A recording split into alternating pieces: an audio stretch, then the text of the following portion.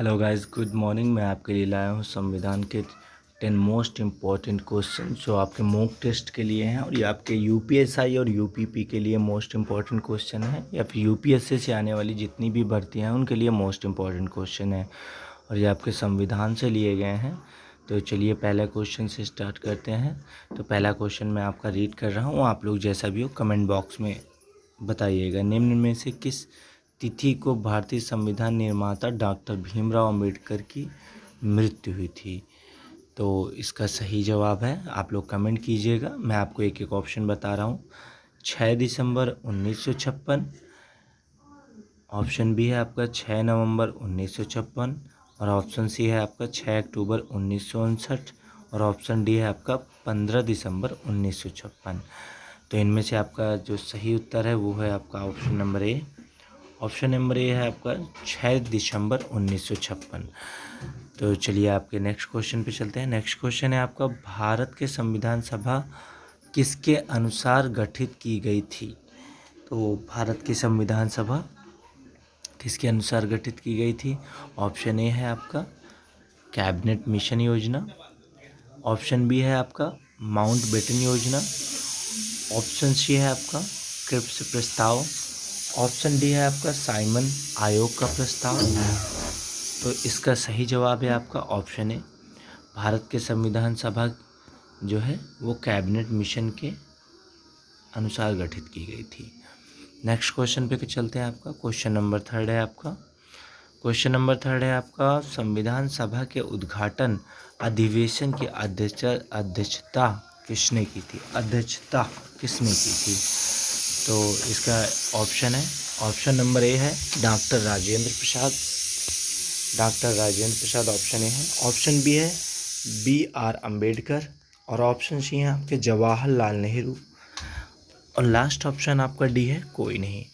तो इनमें से आपका पहला ऑप्शन बेस्ट है, पहला ऑप्शन ही सही है।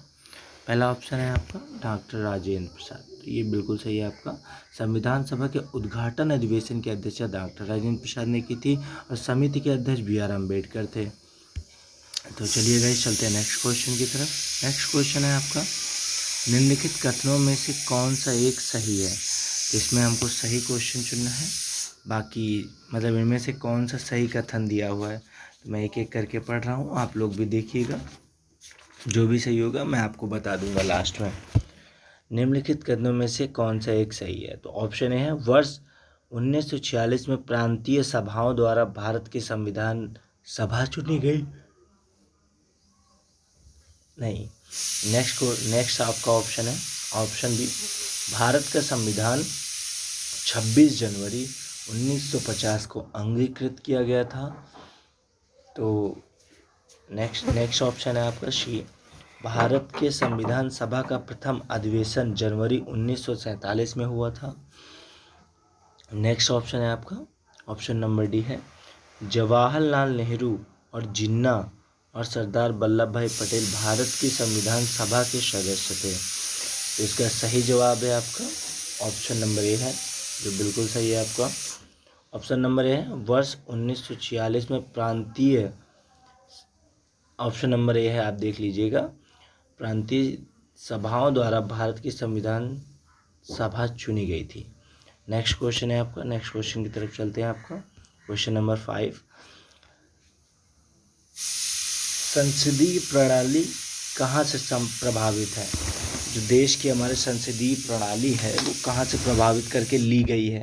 ये क्वेश्चन शॉर्ट फॉर्म में दिया गया है, ये यूपीएसआई के क्वेश्चंस हैं जो मैं आपके लिए मॉक टेस्ट के लिए लेके आया हूँ। तो इसमें आपकी जो राइट किया हुआ है तो वो थोड़ा सा मिसअंडरस्टैंडिंग हो गई लग रहा है कहीं से। तो नेक्स्ट ये इसी क्वेश्चन में आपका आप समझ जाइएगा, संसदीय प्रणाली प्रभावित है किस देश से? ऑप्शन ए है यूएसए से, ऑप्शन बी है इंग्लैंड से, ऑप्शन सी है जर्मनी से, ऑप्शन डी है आयरलैंड से। तो आपको सारे पता होने चाहिए कि आयरलैंड से कौन से क्या क्या लिए गए हैं नीति निर्देशक तत्व हैं, जैसे आयरलैंड से लिए गए हैं, इंग्लैंड से क्या लिया गया है, यूएसए से क्या लिया गया है, जर्मनी से आपातकाल लिया गया है। तो ऐसे ही आपको याद करने होंगे। तो इसका सही ऑप्शन होगा option number B, England. England से आपका जो इंग्लैंड है, इंग्लैंड से आपकी संसदीय प्रणाली प्रभावित होकर, मतलब वहाँ से ये हमारे संविधान में लिया गया है, इंग्लैंड से। नेक्स्ट क्वेश्चन है क्वेश्चन नंबर 6 आपका, संविधान की 8वीं अनुसूची में कौन सी 3 भाषाएं जोड़ी गई हैं? संविधान की 8वीं अनुसूची में कौन सी 3 भाषाएं जोड़ी गई हैं? तो ऑप्शन ए है आपका नेपाली कोंकणी मणिपुरी, ऑप्शन बी है आपका सिंधी मणिपुरी कोंकणी, ऑप्शन सी है आपका कोंकणी कश्मीरी नेपाली, ऑप्शन डी है आपका नेपाली कोंकणी असीमिया। तो इसका सही जवाब है आपका A option. Option number A है आपका कि संविधान की 8वीं अनुसूची में नेपाली कोंकणी और मणिपुरी भाषाएं जोड़ी गई थी। नेक्स्ट क्वेश्चन की तरफ चलते हैं आपका क्वेश्चन नंबर 7। क्वेश्चन नंबर 7 है आपका, धार्मिक स्वतंत्रता का अधिकार किस अनुच्छेद के द्वारा दिया गया है?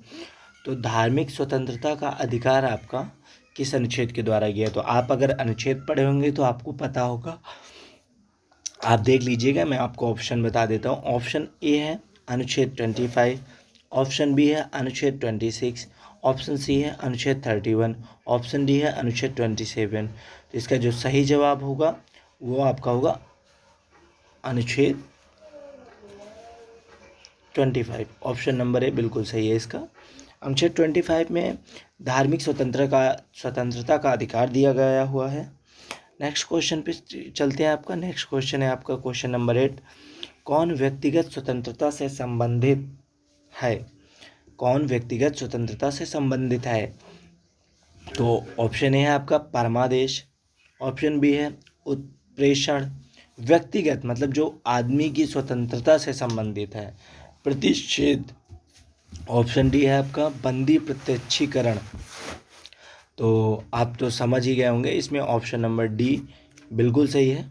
ऑप्शन नंबर डी आपका क्वेश्चन नंबर 8 का ऑप्शन नंबर डी बिल्कुल सही है, बंदी प्रत्यक्षीकरण। बंदी प्रत्यक्षीकरण आपका व्यक्तिगत स्वतंत्रता से संबंधित है। तो चलिए चलते हैं नेक्स्ट क्वेश्चन की तरफ, क्वेश्चन नंबर 9 की तरफ। मत देने का अधिकार होता है। गाइज ये मोस्ट इंपॉर्टेंट क्वेश्चन है, ये लास्ट यूपीएससी की भर्ती में आ चुका है। तो इसमें आपका क्या है कि बहुत लोग इसमें आपका एक ही टिक मार देते हैं, मत देने का अधिकार होता है। तो इसका ऑप्शन ए है एक आर्थिक अधिकार, ऑप्शन बी है एक नागरिक अधिकार, ऑप्शन सी है एक राजनीतिक अधिकार, ऑप्शन डी है एक कानूनी अधिकार। तो इसका सही जवाब होगा ऑप्शन सी एक राजनीतिक अधिकार। ऑप्शन सी है आपका एक राजनीतिक अधिकार, ये आपका सही जवाब होगा। लेकिन लोग अक्सर गलती करते हैं, इसमें एक नागरिक अधिकार लिख के टिक मार देते हैं। तो नेक्स्ट क्वेश्चन की तरफ चलते हैं। क्वेश्चन नंबर 10 है आपका, भारत के प्रत्येक नागरिक का कर्तव्य होगा प्राकृतिक पर्यावरण का संरक्षण एवं सुधार। उपरोक्त कथन भारतीय संविधान के किस अनुच्छेद में संदर्भित है? तो चलते हैं क्वेश्चन नंबर 10 के ऑप्शन में। ऑप्शन है आपका अनुच्छेद 48 का है, अनुच्छेद 48 के। ऑप्शन बी है आपका अनुच्छेद 21, ऑप्शन सी है आपका अनुच्छेद 56 और ऑप्शन डी है आपका अनुच्छेद 51। तो भारत के प्रत्येक नागरिक का कर्तव्य होगा प्राकृतिक पर्यावरण संरक्षण एवं सुधार। तो अगर आप एक बार अनुच्छेद पढ़ेंगे तो ये आपका बहुत इजी हो जाएगा आपके लिए। नेक्स्ट इसका सही जवाब होगा जो आपका ऑप्शन नंबर डी होगा। अनुच्छेद 51 के तहत ये भारत के प्रत्येक नागरिक का कर्तव्य होता है कि वह प्राकृतिक पर्यावरण संरक्षण का सुधार एवं साफ सफाई रखें। तो गाइस कैसी लगी वीडियो? जैसी भी लगी हो प्लीज़ आप लाइक और सब्सक्राइब शेयर करना ना भूलें। तो थैंक यू सो मच। मैं आपके लिए 10 करके मॉक टेस्ट करके 2 से 3 आपको पेपर प्रोवाइड करवाने वाला हूं, जो यूपीएसआई और यूपीपी या यूपीएससी से रिलेटेड जितनी भी भर्तियां आने वाली हैं, लेखपाल एआरओ वाली, तो उन सब के लिए मोस्ट इम्पॉर्टेंट होगा। Thank you guys, thank you so much.